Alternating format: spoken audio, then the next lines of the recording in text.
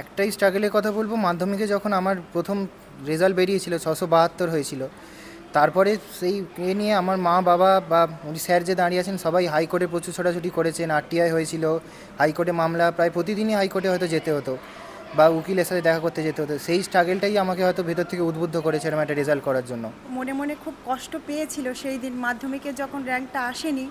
ও মনে কষ্ট রেখে চেপে রেখেও আমাদের সান্ত্বনা দিয়েছে, বলছে মা হয়নি তো কি হয়েছে, আবার পরবর্তী পরীক্ষা আছে, এখানে আমি থেমে যাব না, আবার পরবর্তীতে তোমরা দেখতে পাবে আমাকে, কোনো না কোনো জায়গায় তোমরা আমাকে দেখতে পাবে। ওর এই আনন্দ সাফল্য আমাকে গোটা পশ্চিমবঙ্গের বুকে সোনারপুর বিদ্যাপীঠকে চিহ্নিত করেছে।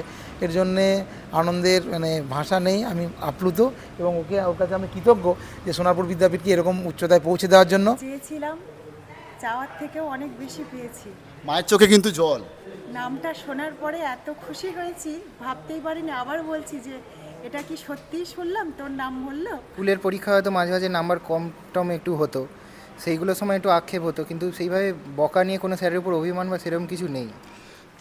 দাঁড়িয়ে আছি সোনারপুর বিদ্যাপীঠ, অন্যতম গৌরবময় স্কুলে দাঁড়িয়ে আছি, অন্যতম পুরাতন স্কুলে দাঁড়িয়ে আছি, এবং এখানে 2020 সালে লাস্ট র্যাঙ্ক এসেছিল।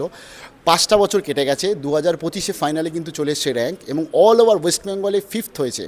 তো কেমন লাগছে? আমি অত্যন্ত আনন্দিত হয়েছি এবং রেজাল্ট শোনার পর এতটাও হয়তো আশা করিনি, রেজাল্ট ভালো হবে আশা করেছিলাম, কিন্তু এইটার পর আমি অত্যন্ত আপ্লুত হয়ে গেছি। এবং স্কুলে আজকে তুমি গৌরবময় ছাত্র, এবং তোমাদের স্কুল বরাবরই যথেষ্ট ভালো রেজাল্ট করে। এর আশপাশেই কি আশা করছিলে নাকি আরেকটু ভালো আশা করছিলে? এরকম আশা এটা আশার থেকে হয়তো একটু বেশিই হয়ে গেছে, এইরকমই আশা করেছিলাম, এবার হয়তো আরেকটু ভালো হতে পারতো। আচ্ছা, ধরো ফার্স্ট যখন নামটা অ্যানাউন্সমেন্ট হলো তখন কি একটা চিয়ার আপ হয়েছিল? ফার্স্ট যখন অ্যানাউন্স হলো, হঠাৎ করে রেজাল্টটা শুনছিলাম, হঠাৎ করে নামটা অ্যানাউন্স হতে অত্যন্ত সারপ্রাইজ হয়ে গেছিলাম। তখন সারপ্রাইজ হয়েছিল, তারপরে কি একটা হাততালি হয়েছিল বা চিয়ার আপ একটা হয়েছিল? হ্যাঁ, মাও ছিল, হঠাৎ করে আনন্দে লাফিয়ে উঠেছিলাম খুব। তো কেমন লাগছে আপনাদের? খুব ভালো লাগছে, সন্তানের সাফল্য সব বাবা মার কাছেই আনন্দের। আমিও খুব খুশি হয়েছি, গর্ববোধ করছি আমাদের ছেলের জন্য। চেয়েছিলাম, চাওয়ার থেকেও অনেক বেশি পেয়েছি। মায়ের চোখে কিন্তু জল। তুমি এটা কিন্তু আনন্দের কান্না। নামটা শোনার পরে এত খুশি হয়েছি, ভাবতেই পারিনি। আবার বলছি যে এটা কি সত্যিই শুনলাম, তোর নাম বললো। খুব খুশি হয়েছি খুব। স্কুলকে কিছু বলতে চাও? স্কুলের স্যারদের শুধু একটাই কথা বলতে চাই, স্যারদের সাহায্য ছাড়া বা আমার বাড়ির টিচার, স্কুলের টিচার, সকল শিক্ষকদেরই বলতে চাই, তাদের সাহায্য আশীর্বাদ ছাড়া এই রেজাল্ট কখনোই সম্ভব ছিল না। আর মা বাবা তো সবসময়ই ছিলেন, মা বাবাকে ছাড়া জীবনে কোনো সাফল্য পাওয়াই সম্ভব নয়। বাবা হিসাবে কি বলতে চান? আমি একটু এদিকে চলে আসি। না, আমি সবসময় ওর সঙ্গে থেকেছি, ওকে বলেছি। ও মাধ্যমিকে যখন ওর র্যাঙ্কটা হয়নি তখন আমি বলেছিলাম দেখো পরেরটা তো আছে, পরেরটা চেষ্টা করো। আর আমিও তো এদিকে চেষ্টা করছি, আমিও চেষ্টা করেছিলাম, যাক যে কোনো কারণে হোক হয়নি, কিন্তু সেইটাও আমাদের পুষিয়ে দিয়েছে। আর তাছাড়া আমাকে হেডমাস্টার সাহেব, এই স্কুলের হেডমাস্টার সাহেব প্রথম বলেছিলেন যে আমাকে একবার চেষ্টা করতে দাও, আমার হাতে ছাড়ো, আমি ওকে দেখতে চাই। এবং সত্যি উনি কথা রেখেছেন। এবং আর যিনি 9 থেকে পুরো গাইড হিসেবে আমাদের এই স্যার নারায়ণ স্যার, উনি তন্ময়ের মোটামুটি একদম পুরো অ্যাডভাইসার হিসেবে থাকেন, সবসময় তন্ময়কে মোটামুটি উনি নিয়ে চলেন, এবং তন্ময়কে ছাড়া ওনার চলে না। ওই জন্য যে এই যে সাফল্য, আপনি কতটা খুশি বাবা হিসাবে? আমি একদম ভাষা দিয়ে প্রকাশ করা যাবে না যা অবস্থা এখন। আচ্ছা, এত কিছু যখন কথা হচ্ছে, স্যারের সাথেও কথা বলবো, তবে তার আগে আমি কথা বলবো এখানকার কান্ডারির সাথে, কারণ কান্ডারি সবসময় ভালো হতে হয়, আর কান্ডারি মানে হচ্ছে হেড স্যার।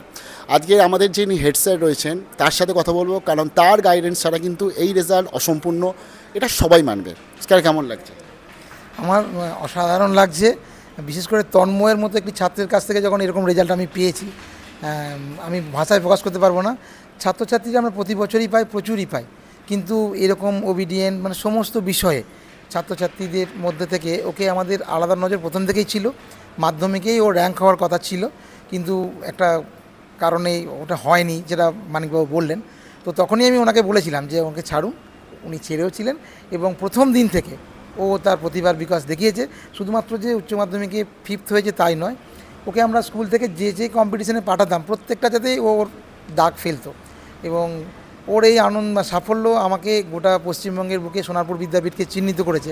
এর জন্যে আনন্দের মানে ভাষা নেই, আমি আপ্লুত এবং ওর কাছে আমি কৃতজ্ঞ যে সোনারপুর বিদ্যাপীঠকে এরকম উচ্চতায় পৌঁছে দেওয়ার জন্য, এবং আশা রাখবো যে তন্ময় পতির মতো আরও অনেক ছেলে মেয়ে আছে যারা করবে। এই বছরে আমার মাধ্যমিকে 9th হয়েছিল যে ছেলেটি, শিবম পাঠক, তো সেও র্যাঙ্ক করতে পারেনি, সেও ভালো নাম্বার পেয়েছে, 481 পেয়েছে।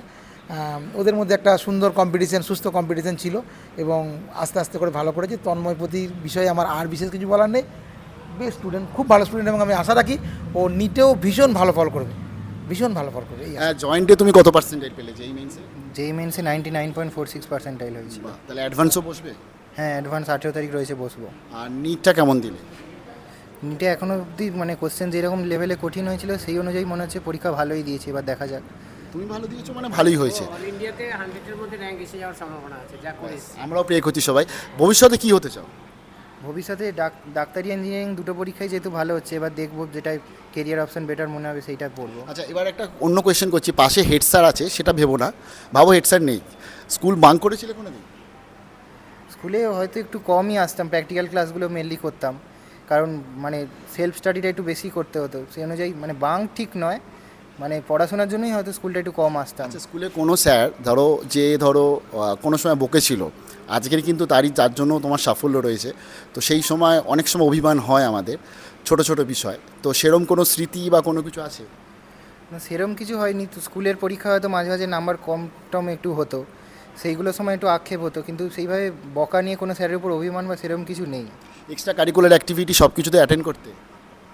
না, এক্সট্রা ক্যারিকুলার অ্যাক্টিভিটি খুব একটা অ্যাটেন্ড করতাম না, তবে কুইজে অ্যাটেন্ড করেছিলাম কিছু, স্কুল থেকে এসে কম্পিটিশানের জন্য কম্পিটিশানে এসে লিখতাম, এরকম কিছু। চলো, তোমার জন্য খুব বেস্ট অফ লাক জানাচ্ছি। তবে আমি আর কিছু 2-3টে প্রশ্ন করতে চাই।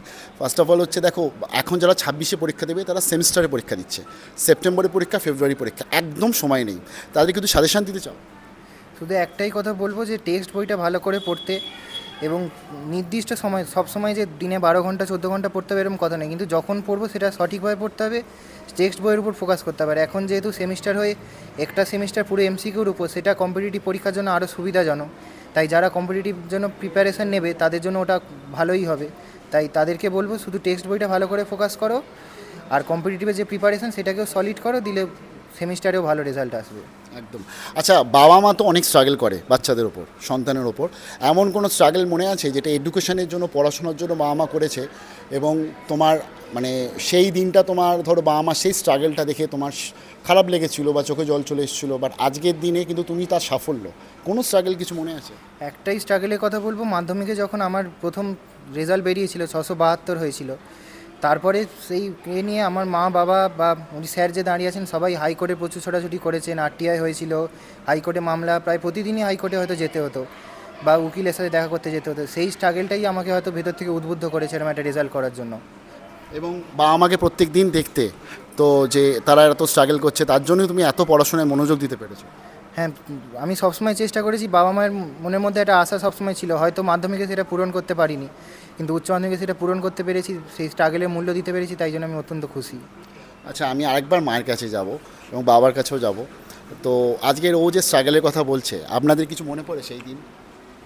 মনে তো পড়ে, ও মনে মনে খুব কষ্ট পেয়েছিল সেই দিন, মাধ্যমিকে যখন র্যাঙ্কটা আসেনি, ও মনে কষ্ট রেখে চেপে রেখেও আমাদের সান্ত্বনা দিয়েছে, বলছে মা হয়নি তো কি হয়েছে, আবার পরবর্তী পরীক্ষা আছে, এখানে আমি থেমে যাব না, আবার পরবর্তীতে তোমরা দেখতে পাবে আমাকে, কোনো না কোনো জায়গায় তোমরা আমাকে দেখতে পাবে। এবং এই ছেলে যে কিন্তু সেটা করে দেখিয়েছে আচ্ছা স্যার, একটা কোয়েশ্চেন করছি যে এর পরবর্তী ধরুন প্রজন্ম বা এর পরবর্তী যারা পরীক্ষা দেবে, তাদের কিছু আপনি কোনো সাজেশন বা কিছু বলতে চান যারা 26-এ পরীক্ষা দেবে? আমার তাদের কাছে একটাই সাজেশন যে পড়া ছাড়া আর কোনো বিকল্প নেই। বর্তমান প্রজন্মের যেটা সমস্যা হয়ে গেছে যে পড়া বাদ দিয়ে তারা অন্যান্য দিকে অনেক বেশি চলে যাচ্ছে। আমাদের স্কুল, আমাদের টিচাররা, আমি ব্যক্তিগতভাবে আমি আমার ছাত্রছাত্রীদের উদ্বুদ্ধ করি যে যতক্ষণ পারো বইয়ের সঙ্গে থাকো, সেটা টিচারের কাছে হোক, নিজে হোক, সেলফ স্টাডি যেটা ও বললো, ম্যাক্সিমাম সময়টা করো। স্কুলে যেটুকু সময় স্যাররা পড়াচ্ছেন বা প্র্যাকটিক্যাল যেটুকু হচ্ছে, বাকি সময়টা পড়া। এইটা ছাড়া অন্য কোনো সাফল্যের আর কিছু রাস্তা নেই, কোনো শর্টকাট নেই। পড়াশোনায় একমাত্র সাফল্যের চাবিকাঠি, যেটা আমাদের ছেলেমেয়েদের কাছে একটা জায়গা আমরা বানাতে পেরেছি। তন্ময় তার পথপ্রদর্শক, ও সেভাবে দেখিয়েছে এবং আমরা দেখতে পাবো ভবিষ্যতেও আমাদেরও আস্তে আস্তে প্রত্যেকটা ব্যাচই আমাদের আশা করি খুব ভালো রেজাল্টই দেবে। এবং আজকে তন্ময় তুমি কিন্তু এই স্কুলের প্রত্যেকই, শুধুমাত্র এই স্কুল নেই, জেলার প্রত্যেকটি স্কুল, এই পুরো রাজ্যের প্রত্যেকটি স্কুলের প্রত্যেকটি স্টুডেন্টসকে উদ্বুদ্ধ করছো। তো তার ফলে এই যে মাধ্যমিকের রেজাল্টটা আমার একটু খারাপ হয়েছিল বা যার জন্য র্যাঙ্ক আসেনি বলে, তার পরবর্তী তুমি যে লড়াই করেছো, এটার জন্য কিন্তু হ্যাটস অফ। আচ্ছা, স্কুলকে মিস করবে লাস্ট? হ্যাঁ, এটা তো স্কুলের স্বাভাবিকভাবে লাস্ট ইয়ার, এরপর তো কলেজ লাইফ শুরু হয়ে যাবে, তো স্কুলকে মিস করব। কোন স্যারকে সব থেকে বেশি মিস করবে বা ম্যামকে? আমি ফিজিক্সের স্যারকে, আনোয়ার স্যারকেও মিস করবো, আর এইচএমকে, এই হেড স্যারকে তো অবশ্যই মিস করবো। তাহলে কিছু মানে আজকে ধরো তোমার ফিজিক্সের স্যার কি আছে, তাহলে তাকে তুমি কি বলতে চাও? ফিজিক্সের স্যারকে একটা কথাই বলতে চাই, ফিজিক্সের স্যার হয়তো একটু স্ট্রিক্ট ছিল, কিন্তু আমার সাথে সবসময় মানে যেহেতু ফিজিক্সে প্রথম থেকেই ভালো করে পড়ার চেষ্টা করতাম, সবসময় আমার পাশে ছিল বা সব কিছুতে সাহায্য করেছে, ওই জন্য স্যারকে অত্যন্ত মানে কৃতজ্ঞতা জানাতে চাই। ঠিক আছে, খুব ভালো থাকো সবাই, এবং আজকের দিনটা তোমার জন্য সত্যিকারের খুব ভালো হোক। পরবর্তী আমরা চাই যে নিটেও তুমি র্যাঙ্ক করো এবং খুব ভালো নাম্বার আসুক তোমার, আর পরবর্তী ডাক্তার হও বা ইঞ্জিনিয়ার হও, যাই হও, আমরা সবাই তোমার পাশে আছি। তো আজকের তো এখানেই সাইন আউট করছি, পরবর্তী দেখা হবে, এবং আমি আশা করছি যে এই স্কুল থেকে এর পরের বছর যেন আরও ভালো অনেক রেজাল্ট আসে, আরও বেশি বেশি যেন র্যাঙ্ক আসে, যদিও র্যাঙ্কটা ডাজেন্ট ম্যাটার। আর তোমরা যারা উচ্চ মাধ্যমিকে মিডিয়াম মার্কস পেয়েছো বা অ্যাভারেজ মার্কস পেয়েছো, তারা কেউ মন খারাপ করো না, কারণ একটা পরীক্ষা বা একটা মার্কস কিন্তু কারো স্টুডেন্টসদের, বিশেষ করে এডুকেশনাল যে ক্যারেক্টার, সেটাকে জাজমেন্ট করতে পারে না। তো তার জন্য চিন্তা করো না, এখন ভালো হয়নি কি হয়েছে, পরবর্তীতে ভালো হবে, আর পরবর্তী নিশ্চয়ই তোমরাও তন্ময়ের মতন জায়গায় চলে আসবে। ভালো থাকবে।